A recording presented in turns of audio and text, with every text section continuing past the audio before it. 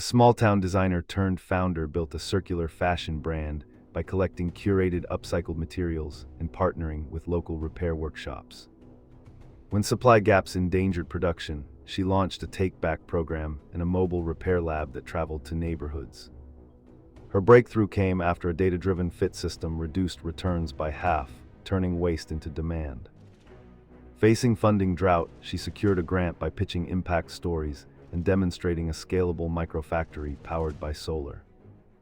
Today, the brand models longevity over trend, proving profitability through repair, resale, and durable design that inspires other bold founders.